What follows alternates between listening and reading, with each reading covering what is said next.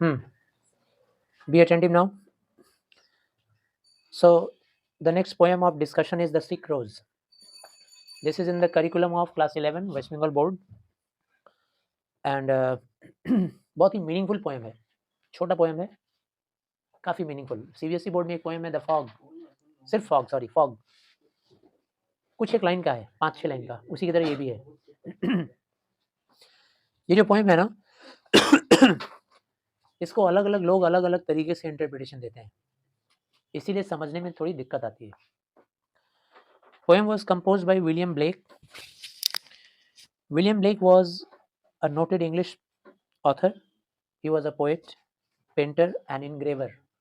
पत्थर पे नक्काशी करके, देखे होगे ना, बहुत सुंदर मूर्ति उर्ति का आकार दे दिया जाता है, तो इंग्रेविंग का काम भी करते थे ये। Famous figure of the English romantic movement.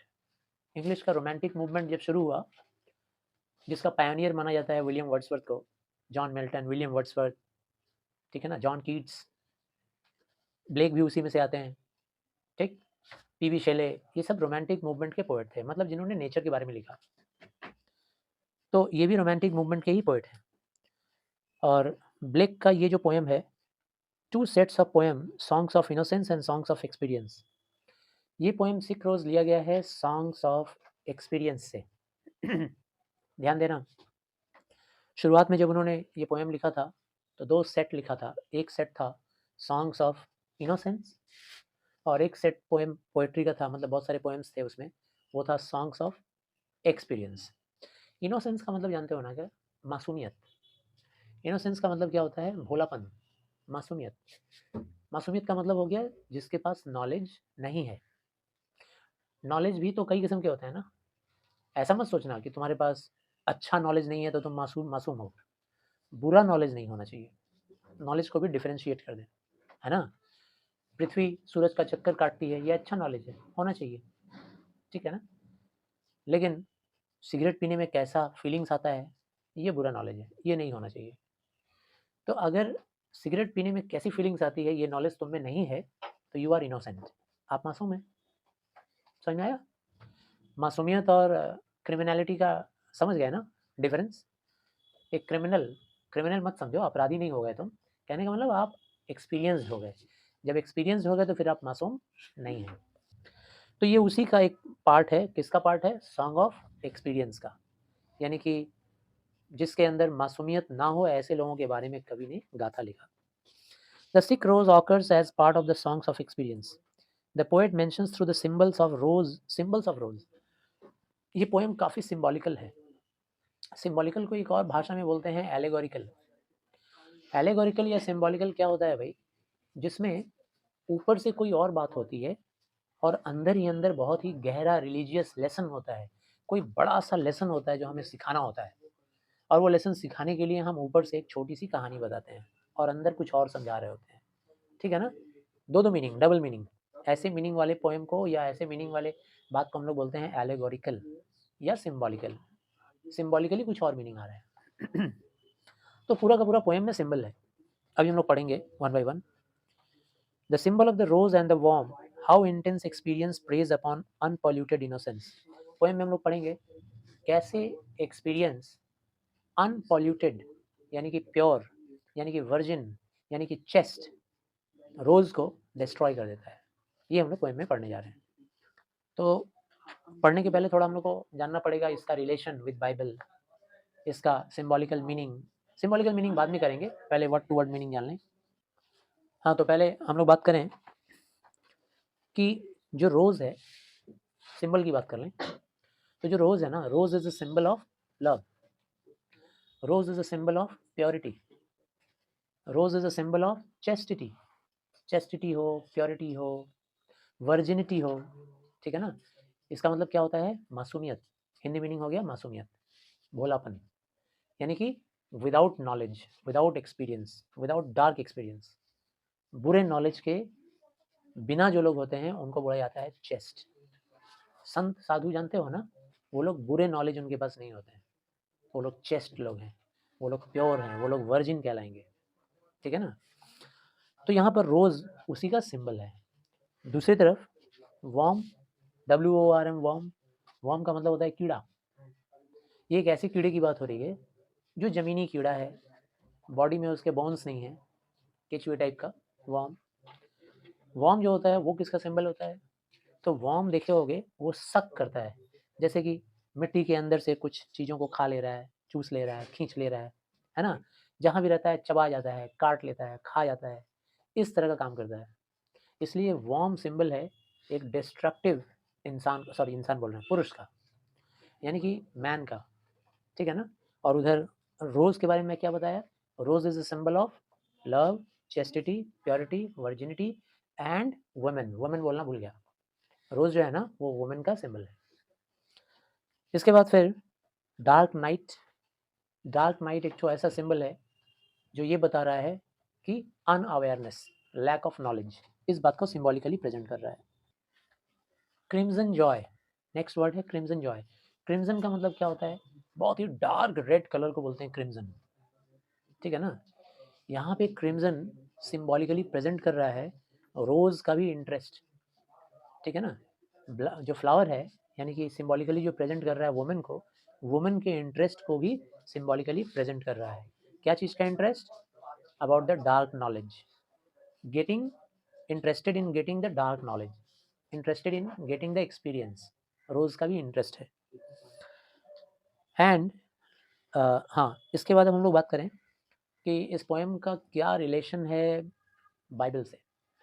तो बाइबल में आप लोग कहानी बहुत जल्दी आ रहा है 25th ऑफ दिसंबर, कुछ ही दिनों के बाद। तो 25th ऑफ दिसंबर जब आ रहा है तो जीसस क्राइस्ट का बर्थडे मनाया जाएगा। तो क्राइस्ट से और क्रिश्चियनिटी से जुड़ा हुआ है बाइबल। बाइबल के न्यू टेस्टामेंट और ओल्ड टेस्टामेंट में आपको ये बातें जानने को मिलती हैं कि बहुत पहले धरती पर एडम और ईव का जन्म हुआ। भगवान ने एडम का जन्म किया जो सबसे पहला इंसान था, और ईव का जन्म दिया ईव को जो सबसे पहली लेडी थी। और भगवान की इच्छा थी कि एक ऐसी दुनिया बनाए जहाँ चारों तरफ इनोसेंस हो, कोई एक्सपीरियंस हो ही ना, बुरा एक्सपीरियंस नहीं होना चाहिए, प्योरिटी होनी चाहिए, चेस्टिटी होनी चाहिए। और एडम और ईव उस दुनिया में, खूबसूरत दुनिया जो भगवान ने बनाई थी, जहाँ हर जीव जंतु, भगवान, देवता, देवी, इंसान सब एक साथ रहते, वहाँ बस एक बात की मनाही थी कि ये जो तुम्हारे आसपास फ्रूट गार्डन दिखाई दे रहा है ना, इसके ऊपर जो ताजे रसीले फल लटक रहे हैं ये खाना मत, क्योंकि वो फल जो था वो सिंबॉलिकली प्रेजेंट करता है नॉलेज को, डार्क नॉलेज को, एक्सपीरियंस को। अगर उसे खा लिया तो तुम भी एक्सपीरियंस्ड हो जाओगे, तुम भी डार्क एक्सपीरियंस वाले बन जाओगे, डार्क नॉलेज वाले बन जाओगे, और तब तुम्हारी चेस्टिटी खत्म हो जाएगी, और फिर तुम यहाँ धरती पे रहने लायक, धरती नहीं सॉरी, उनका जो दुनिया था उस दुनिया में रहने लायक नहीं रहोगे। अब उस दुनिया को हासिल करना एक और सैटर्न था, वो चाहता था कि भगवान को हटाकर और मैं परमानेंटली उस जगह पे आ जाऊं। तो सैटर्न उस जगह पर आने के लिए तमाम कोशिशें कर रहा था। सैटर्न भी बहुत पहले भगवान का ही एक मेंबरशिप में था, समझ लो, भगवान की ही बनाई हुई दुनिया का एक पार्टिसिपेंट था, लेकिन वहाँ रेबेल करके, विद्रोह करके वो निकल गया और विलन बन गया। अब वो चाहता था कि वो दुनिया मैं ले लूँ, तो दुनिया को लेने के लिए तमाम कोशिशें कर रहा था। एडम और ईव नजर आए, नहीं चाहता था कि भगवान का एक ऐसा दुनिया बने जहाँ प्योरिटी ही प्योरिटी हो और एक्सपीरियंस हो ही ना। तो सैटर्न भी तो एक्सपीरियंस का ही पार्ट है ना, जहाँ बुराई है वही तो सैटर्न है। सैटर्न मतलब शैतान, तो शैतान यानी बुराई, बुराई मतलब एक्सपीरियंस। तो वो चाहता था कि इंसान के अंदर एक्सपीरियंस, डार्क एक्सपीरियंस घुस जाए। ईव को लालच देने लगा कि एडम को मनाओ कि ये फ्रूट खा ले। अब जैसे जैसे वो ल्योर करने लगा, टेम्प्ट करने लगा, इंस्टिगेट करने लगा कि सिखाओ अपने हस्बैंड को। अब ईव समझाने लगी एडम को और एडम अपनी ईव की बात में आ गया और उस फल को तोड़कर खा लिया। जैसे ही खाया, सारा डार्क एक्सपीरियंस, शैतानी शक्तियाँ, सारा बैड नॉलेज उसके अंदर ट्रांसफ़र हो गया, और उसके बाद वो भगवान की दुनिया में रहने लायक नहीं रहा। भगवान ने उसे धरती पर उठाकर फेंक दिया, और उसी के संतान हम सारे हैं। हम सब में भी वही डार्क एक्सपीरियंस है। हम सब लोग भी बच्चे में थोड़े दिन तक मासूम रहते हैं, चेस्ट रहते हैं, प्योर रहते हैं, वर्जिन रहते हैं। उसके बाद जैसे ही हम लोग थोड़े से बड़े हो जाते हैं, सारी चेस्टिटी, सारी वर्जिनिटी हमारी ख़त्म हो जाती है। कैसे? डार्क एक्सपीरियंसेस आ जाते हैं, बुराइयाँ घुस जाती हैं। कभी कोई दोस्त सिखा देता है तो कभी कोई टीवी का शो सिखा देता है, कभी फ़िल्में सिखा देती हैं, कभी कहानियाँ सिखा देती हैं। न जाने कितनी बुराइयाँ किस-किस सोर्सेज़ से हमारे अंदर आ जाती हैं और हम लोग एक्सपीरियंस्ड हो जाते हैं और हमारी मासूमियत खत्म हो जाती है। अब समझ में आ रहा होगा? इसको बाइबल से भी हम लोग रिलेट कर सकते हैं पोएम को। तो अब पोएम को पढ़ें, सबसे पहले तो इसका मीनिंग जान लें हम लोग, वर्ड टू वर्ड मीनिंग क्या है, उसके बाद तब सिंबॉलिकल मीनिंग जानें। वर्ड टू वर्ड मीनिंग ये है, रोज़ दाउ आर्ट सिक, ओ रोज़ दाउ आर्ट सिक। ओ जो है ना, ये एड्रेस करने के लिए लगा हुआ है, संबोधन करने के लिए, ठीक है ना? जब किसी को संबोधित करते हैं तो ओ, ए या ओ लगा के हम लोग इस्तेमाल करते हैं। ओ रोज़, तुम तो बीमार लग रही हो। बीमार लग रही हो इन द सेंस बुखार नहीं हुआ है, बोलने का मतलब है तुम्हारा ग्लेज़ खत्म हो गया, तुम्हारी चमक खत्म हो गई है, तुम मुरझा गई हो। द इनविजिबल वार्म, और कभी कहते हैं कि वो जो इनविजिबल वार्म है, नहीं दिखने वाला कीड़ा, जो डार्क है और दिखता नहीं है, that flies in the night, जो रात के पहर घूमता रहता है, उड़ता रहता है हवा में, इन द हॉलिंग स्टॉर्म, तूफान में उड़ता रहता है। हाउलिंग मतलब तेज आवाज करता हुआ, मंडराता हुआ तूफान। Has found out thy bed, उसने तुम्हारा बेड पकड़ लिया, पा लिया। बेड पा लिया मतलब देख लिया, बेड पर आ गया। बेड बोलने का मतलब क्या है? गुलाब का बेड क्या होगा? उसकी पंखुड़ियाँ, उसके जो पेटल्स होते हैं, उसी को बेड बोला गया है, ठीक है ना? Of crimson Joy, of crimson Joy मतलब बहुत ही ब्राइट रेड कलर का वो पंखुड़ी है और वो उस कीड़े ने देख लिया उसे। And his dark secret love, और उसने सीक्रेट लव यानी कि डार्क लव एक्सप्रेस किया तुम्हारे साथ। डज दाई लाइफ डिस्ट्रॉय, और उसने तुम्हारे जीवन को नष्ट कर दिया। तो इसमें तो काफ़ी नेचुरल घटना दिखाई दे रहा है, और वो नेचुरल घटना क्या है?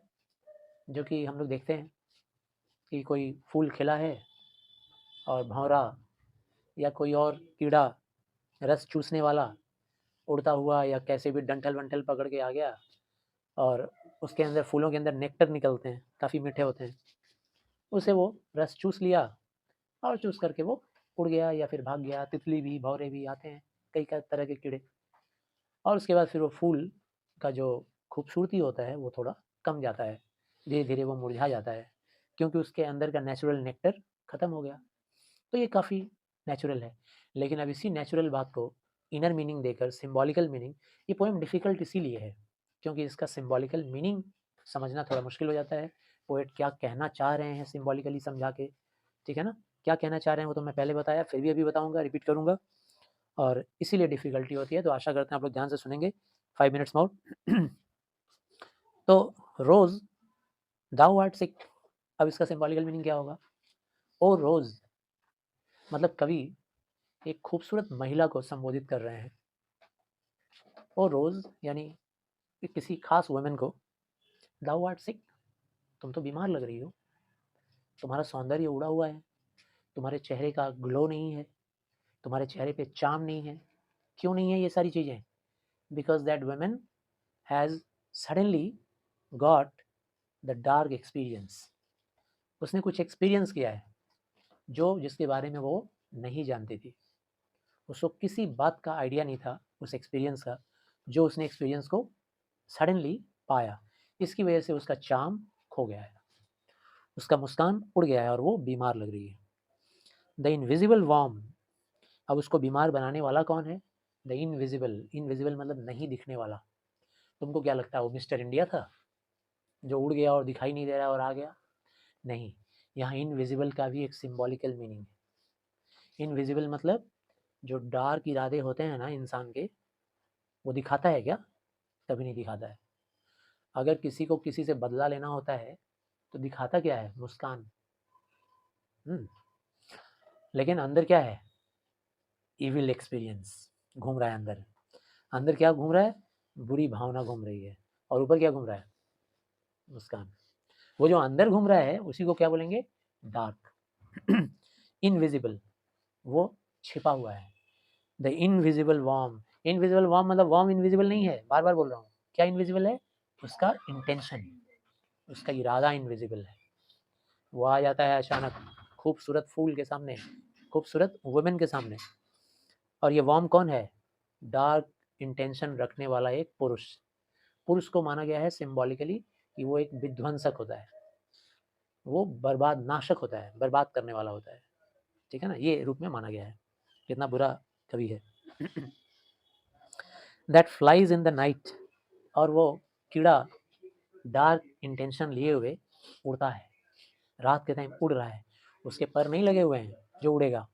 उड़ने का मतलब क्या हो रहा है, हवा तेज चल रही है ना, उस हवा में वो थोड़ा इधर उधर हो जा रहा है, मतलब हवा की वजह से कहीं यहाँ से वहाँ चला जा रहा है, कहीं वहाँ से वहाँ चला जा रहा है। इन द हाउलिंग स्टॉर्म, रात के वक्त, रात क्यों चुना गया है, क्योंकि उसके इरादे नेक नहीं हैं। दिन का भी तो बात किया जा सकता था, लेकिन रात की बात क्यों हो रही है, क्योंकि उस कीड़े के इरादे बुरे हैं, उस पुरुष के इरादे बुरे हैं। In the howling storm has found out thy bed, so the storm, sorry the worm has found out thy bed. Thy जो है ना वो क्या बोलेंगे उसको, आर्केक इंग्लिश है, मतलब ऑब्सोलेट इंग्लिश अब नहीं चलता है। दाई मतलब योर। उस वॉर्म ने, that worm has found out, उस वॉर्म को मिल गया, उसने पता लगा लिया, क्योंकि उसके इंटेंशन बुरे हैं, बुरे ख्याल के साथ घूम रहा है।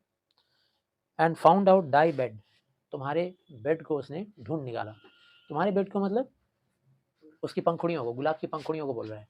तो गुलाब की पंखुड़ियाँ यहाँ सिम्बॉलिकली क्या प्रेजेंट कर रही है, एक लेडी है जो सो रही है, उसके बेड का पता लगा लेता है कौन, एक बुरे ख्याल वाला, बुरा इंटेंशन रखने वाला पुरुष। Of crimson Joy, crimson Joy बोलने का मतलब क्या हो रहा है, दैट जॉय, ये जॉय को सेंस करने के लिए तो हमारे बहुत सारे सेंस ऑर्गन्स हैं, हमारी आँखें हैं, ठीक है ना, हमारी स्किन है, हमारी स्पर्श शक्ति है, इन सब से जॉय को हम लोग फील कर सकते हैं, crimson Joy. So that worm, it comes to take the ultimate joy by having an intimacy with that flower, that rose। यानी कि वो जो worm है वो उस बेड पर आता है, और यहाँ क्रिम्जन जॉय जो लिखा हुआ है ना, ये क्रिम्जन जॉय ये बता रहा है कि rose is also interested in taking that dark experience. इसी से पता चल रहा है कि कैसे वो अपनी वर्जिनिटी खोने के लिए तैयार है, चेस्टिटी खोने के लिए तैयार है, और उसको वो बेड पता चलता है ऑफ क्रिम्जन जॉय का। And his dark secret love, और वहाँ आकर वो वॉर्म ही सॉरी दैट वॉर्म यानी it makes love with the rose, वो आकर वहाँ प्रेम संबंध स्थापित करता है, किसके साथ, वो रोज के साथ। And does thy life destroy, और इस तरह से वो उस रोज का लाइफ डिस्ट्रॉय कर देता है। तो रोज का लाइफ डिस्ट्रॉय करने का मतलब यहाँ पर जो बुरे इंटेंशन के साथ जो पुरुष आया वो उस महिला के जीवन को नष्ट कर डालता है। अब नष्ट कर डालने का मतलब क्या है, जैसे ईव के साथ उसको रिलेटेड करो आप। ईव जैसे ही वो एप्पल खा ली थी, तो खाने के बाद क्या हुआ था, उसके अंदर वो सारे बुरे जो एक्सपीरियंसेस थे वो आ गए, और अब वो पापिन हो गई। पापिन यानी जिसने पाप कर लिया, तो बुराई को अपना लेने का मतलब मासूमियत खत्म हो गई, और उसने पाप को अपना लिया, अब वो उस चेस्टिटी को खो चुकी है, और अब वो उस भगवान की बनाई हुई दुनिया में रहने के लायक नहीं रही। तो बिल्कुल वही हो रहा है यहाँ पर, जो वुमेन है वो वुमेन भी एक डार्क एक्सपीरियंस लेने के बाद अपनी चेस्टिटी को, वर्जिनिटी को खो देती है, और उसी को कहा जा रहा है क्या, इलनेस, सिकनेस, कि वो महिला कैसी दिख रही है, बीमार। और बीमार होने का मतलब कि वर्जिनिटी खत्म, इनोसेंस खत्म।